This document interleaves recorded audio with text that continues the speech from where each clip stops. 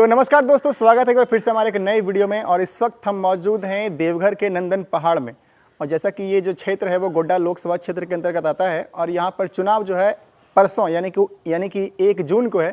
तो ऐसे में लगातार ओपिनियन कर रहे हैं कि इस बार गोड्डा से अगला सांसद कौन बनने वाले हैं। इस वक्त हमारे साथ इसी विषय पर चर्चा करने के लिए 2 युवा हैं, हमारे मित्र अनिल यादव जी जो कि जनता प्लस के एडिटर इन चीफ हैं। चलिए उनसे बातचीत जी धन्यवाद। क्या लग रहा है गोड्डा लोकसभा क्षेत्र का जो माहौल अभी आप देख रहे हैं, लगातार आप भी घूम रहे हैं, गर्मी जो है काफ़ी बढ़ गई है, 45 डिग्री के आसपास टेम्परेचर है, परसों चुनाव है। देखिए, हम लगातार पसीना पोंछ रहे हैं और एक चीज़ मैं बता दूं, जितना यहाँ का जो प्रत्याशी है उससे ज़्यादा क्षेत्र में हम मेहनत कर रहे हैं। मेहनत इसलिए कर रहे हैं क्योंकि जनता अपना वोट बर्बाद नहीं कर दे। जनता के बीच जाकर के प्रत्याशी का जो मुख्य मुद्दा है वो जनता तक पहुंचाते हैं और जनता का जो समस्या है हम प्रत्याशी तक पहुंचाते हैं। ये लगातार हम लगभग 220 से 25 दिनों से कर रहे हैं और मेरे प्रयास यही है कि जनता अच्छा क्वालिटी और अच्छा कैंडिडेट परखने में वो क्या कहते हैं कोई भूल ना करे, क्योंकि ये जो 5 साल के बाद उसके हाथ में जो अधिकार आया है, वोट देने का अधिकार आया है, चाहे वो एक अमीर आदमी हो चाहे गरीब आदमी हो, जो संविधान ने उसको जो ताकत दिया है एक वोट देने का, उस चीज़ को वो सही जगह इस्तेमाल करे। इसलिए हम 20 से 25 दिनों से भी ज़्यादा हम गोड्डा लोकसभा क्षेत्र की लगभग हर पंचायत तक मैं पहुंच चुका हूं। गांव, बहुत सारे गांव मिस किए होंगे, लेकिन लगभग बहुत सारे पंचायत और बहुत सारे ऐसे गणमान्य लोगों तक पहुंचे हैं। और यहाँ जाकर के हमको एक अंदाज लग रहा है कि यहाँ पर गोड्डा लोकसभा क्षेत्र की जो जनता है वो काफ़ी समझदार है। जहाँ तक हम इसलिए यहाँ जानते हैं क्योंकि गोड्डा लोकसभा क्षेत्र का जो मुख्य केंद्र बिंदु है देवघर, और देवघर में सिर्फ भारत का ही नहीं पूरी दुनिया को लोग आते हैं। तो हर दुनिया का यहाँ ब्लेंड है, हर प्रकार के लोगों के समुदाय से मिलने का और उनके तजुर्बा का यहाँ के लोगों का है। अपना वोट वो बर्बाद नहीं करेंगे। आपके अकॉर्डिंग कह रहे हैं कि ऐसे जगह पे वोट दें ताकि उनका वोट बर्बाद ना हो, तो आपके अकॉर्डिंग कहाँ वोट देना चाहिए? देखिए, यहाँ पर एक परसेप्शन बनाया जा रहा है कि यहाँ पर जो है सो गोड्डा लोकसभा क्षेत्र में चुनावी दंगल काफ़ी कहते हैं घमासान है, लेकिन घमासान बिल्कुल नहीं है। जितना हम जनता के बीच में जा रहे हैं, जनता अपना माइंड सेट कर चुकी है। लेकिन एक चीज़ हम जनता को आजकल समझ चुके हैं, जनता भी जिस तरह से प्रत्याशी जीतने के बाद जनता को घुमाती है ना, जनता भी वोट के समय प्रत्याशी घुमाने का काम कर रही है। यहाँ पर जो सो एक निर्दलीय प्रत्याशी आए हुए हैं, अभिषेक आनंद झा, जो कि हाल फिलहाल में हमको लगता है 10 दिन या 12 दिन के अंदर, नॉमिनेशन के 2 दिन पहले उनका बात आता है कि हम आएंगे चुनावी मैदान में। उनके आने से यहाँ जो गोड्डा लोकसभा क्षेत्र का जो चुनावी प्रक्रिया है वो त्रिकोणीय हो चुका है। और जिस तरह से अभिषेक आनंद झा ने एकदम से आकर के पासा पलट दिया है और देवघर के जाने माने मेयर साहब अभी तो चुनावी मैदान में इसलिए नहीं वो आते हैं क्योंकि गर्मी भारी पड़ी है, उनका तबीयत अक्सर ख़राब रहता है, और मेयर साहब ने उनके सपोर्ट में आकर के खुल के प्रचार किया है, जिससे कि कहीं न कहीं उनका पलड़ा भारी नज़र आ रहा है। लेकिन जिस तरह से हम बात करते हैं यहाँ का जो एनडीए के खेमे से है निशिकांत दुबे जी, जो कि 2009 जीते हुए हैं, 2014 जीते हुए हैं, 2019 जीते हुए हैं, कि 3 बार वो जीता वो प्रत्याशी है। और 24 में जी हाँ हट्टी लगा चुके हैं, और 24 में भी जिस तरह से दमखम के साथ वो चुनावी मैदान में आए हुए हैं। और एक चीज़ और हम मानते हैं, जहाँ तक हम चुनावी मैदान में घूमते हैं ना, चुनाव में मतलब अपना पलड़ा भारी करने के लिए 2 चीज़ जरूरी है, पैसा और पावर, है ना। पैसा और पावर, और निशिकांत दुबे जी के पास दोनों है। पैसा भी है, पैसा तो अंधाधुन है, और पावर है। पावर इसलिए है क्योंकि देखते हैं भारत के वो बड़े से बड़े गणमान्य नेता जिनके से उनका सीधा वार्तालाप होता है फ़ोन के माध्यम से, जब वो दिल्ली जाते हैं तो मोदी जी के साथ उठना बैठना, मतलब शीर्ष नेतृत्व करने वाले नेता के साथ उनका पहुंच है, पकड़ है, मतलब पावर भी है। और चर्चा का जो मुख्य मुद्दा है गोड्डा लोकसभा का, चर्चा का मुख्य मुद्दा है प्रदीप यादव।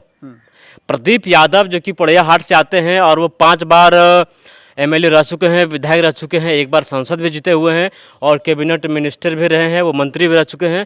और उनके जो पक्ष में एक चीज़ देखने को मिलता है, जहाँ पर उनका कार्यक्रम होता है, चाहे शहरी क्षेत्र हो, चाहे ग्रामीण क्षेत्र हो, चाहे कहीं पर भी सुदूर क्षेत्र हो जहाँ पर कोई नहीं है, वहाँ पर भी उनके पक्ष में जो भीड़ रहता है वो ज़बरदस्त है। वो भीड़ क्या कहती है, अगर उस भीड़ को एनालिसिस करते हैं तो उस भीड़ को अगर आप डिकोड करते हैं, जितना भीड़ है, अगर वो भीड़ अगर वोट में तब्दील होता है तो प्रदीप यादव 2024 का गोड्डा लोकसभा क्षेत्र का जीत का प्रबल दावेदार वही है। लेकिन ये देखना बाकी है 1 तारीख को जनता जो भीड़ है, उनके जो रैलियों में जो भीड़ है, उनको देखने की जो भीड़ है, कहीं पर भी एक छोटे से गांव में भी प्रदीप यादव जाते हैं तो गांव का हर बच्चा, वोटर तो है ही, हर बच्चा और हर बुजुर्ग जो कि लाठी ठेक ठेक के चलता है, वो भी आता है प्रदीप यादव को देखने के लिए और गजब का हुजूम उमड़ रहा है। लेकिन मुद्दा ये नहीं है, भीड़ को देखना और वोट देना ये बहुत अंतर है। क्यों आते हैं ये देखना बाकी है। 1 तारीख को यानी कि कल नहीं परसों यहाँ पर ईवीएम मशीन का बटन दबेगा और किस मुद्दे पर यहाँ पर बटन दबेगा ये देखना बाकी है। अगर जो हैट्रिक लगाए हुए निशिकांत दुबे को वोट देते हैं या फिर सांसद पहले बार बनेंगे प्रदीप यादव। और एक चीज़ मैं बता दूँ, एक बार सांसद रह चुके हैं वो। हाँ, और एक चीज़ मैं बता दूँ, प्रदीप यादव का ये चुनाव का जो है ना राजनीतिक कैरियर का ये बहुत ही बड़ा अग्नि परीक्षा है। मैं दावे के साथ कह सकता हूं, अगर तो प्रदीप यादव ये किसी कारणवश अगर चुनाव हार जाते हैं तो हमें लगता है कि ये उनका आखिरी दाव रहेगा, आखिरी नॉमिनेशन रहेगा। मतलब डू और डाई वाला सिचुएशन। डू और डाई। ये अच्छा, 15 साल तक जो निशिकांत दुबे जी का काम रहा है, उसको आप कैसे ऑब्जर्व किया? मतलब कैसे आपने ऑब्जर्व किया? आप भी लगातार घूम रहे हैं, तो क्या लगता है जनता संतुष्ट है या फिर थोड़ा मोड़ा संतुष्ट है, कहीं ना कहीं नाराजगी भी है?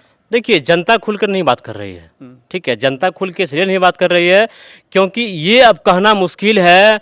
जो जनता देखती है बड़ा बड़ा मुद्दा जो देखने वाले हैं, एम्स की बात करते हैं, क्या कहते हैं, विपक्ष वाले नकार देते हैं कि निशिकांत दुबे का एम्स में कोई हाथ नहीं है। एयरपोर्ट का बात करते हैं, विपक्ष वाले कहते हैं DRDO का वो बात है। और प्लास्टिक पार्क है, बड़ा बड़ा थर्मल पावर प्लांट है, जो भी चीज़ है, मतलब बड़ा बड़ा जो यहाँ पर प्लांट है, बड़ा बड़ा काम है, उसमें निशिकांत दुबे का नाम आता है। लेकिन यहाँ की जो जनता है उसको जो क्या कहते हैं, जो किसी के इशारे पे काम करती है, वो जनता उसको इग्नोर करती है, नकार देती है कि निशिकांत दुबे ने यहाँ पर कोई काम नहीं किया है। वो सिर्फ जो है सो किसी दूसरे का काम है, उस पर निशिकांत दुबे ने अपना कहते हैं वो मोहर मार दिया है। निशिकांत दुबे संसद से वो मोहर मार के अपना बैनर और बोर्ड लगा दिया है। लेकिन एक चीज़ है, आप भी क्षेत्र में घूमे होंगे, कोई गांव, कोई शहर, कोई चौक चौराहा नहीं होगा जहां पर निशिकांत दुबे का आपको ये नहीं मिलेगा। यहाँ जहां पर हम खड़े हैं इस पार्क में भी आपको इस कोना पर, उस कोना पर, 2-4 कोना पर आपको निशिकांत दुबे का बैनर जो है सो सिला पर लगा हुआ मिलेगा। लेकिन जनता क्या कहती है ये तो हम अंदर की बात नहीं कर सकते हैं। जनता भी होशियार है, सब पढ़े लिखे हैं, आजकल सोशल मीडिया के माध्यम से देख रहे हैं। और अच्छा, फाइनल क्वेश्चन, यहाँ पर जो मुकाबला होने वाला है कैसा होने वाला है? एक तरफा होने वाला है या कांटे की टक्कर होने वाली है? एक तरफा नहीं, एक तरफा बिल्कुल नहीं है। एक तरफा को हम बिल्कुल एक सिरे से नकार देते हैं। जिस तरह से निशिकांत दुबे ने घमंड में आकर बोला था कि हम चुनाव प्रचार नहीं करेंगे, मूली घुगनी खाएंगे, क्रिकेट खेलेंगे, चाय नाश्ता करेंगे, कार्यकर्ता के घर जाएंगे और गपशप करेंगे, कहीं खटिया पर नहीं लगेगा तो हम सूत भी जाएंगे, हमको कोई सोफा एसी की जरूरत नहीं है। लेकिन आज निशिकांत दुबे पूरा कुनबा और निशिकांत दुबे, उनकी धर्मपत्नी, उनका दोनों लड़का और उनका और भी जितने भी कार्यकर्ता हैं, सब लोग लगे हुए हैं और पूरा गर्मी देख ही रहे हैं, 45 डिग्री को प्लस कर रहा है, पूरा मेहनत कर रहे हैं। और इधर प्रदीप यादव जी भी खूब पसीना बहा हैं। जिसका ये अभिषेक आनंद झा जी चुनाव मैदान में उतर करके एकदम भौकाल से काट दिया है। तो एक तरफा नहीं होने वाला चुनाव, एकदम कांटे की टक्कर होगा। ये दोनों के नाक के बीच में एकदम जैसे होता है ना कि एकदम टक्कर, ये होगा। और बीच में अभिषेक झा जी भी बहुत ही शानदार प्रदर्शन करने वाले हैं। आप देखिए क्या होता है, ये देखना बाकी है। तो चलिए, ये थे हमारे साथ अनिल यादव जी, जनता प्लस के एडिटर इन चीफ, जिनका कहना है कि यहाँ पर जो चुनाव है वो कांटे की टक्कर होने वाली है और यहाँ पे 3 लोगों के बीच में टक्कर होने वाली है। पहला निशिकांत दुबे, दूसरा प्रदीप यादव और तीसरा यहाँ पर निर्दलीय प्रत्याशी अभिषेक आनंद झा के बीच में।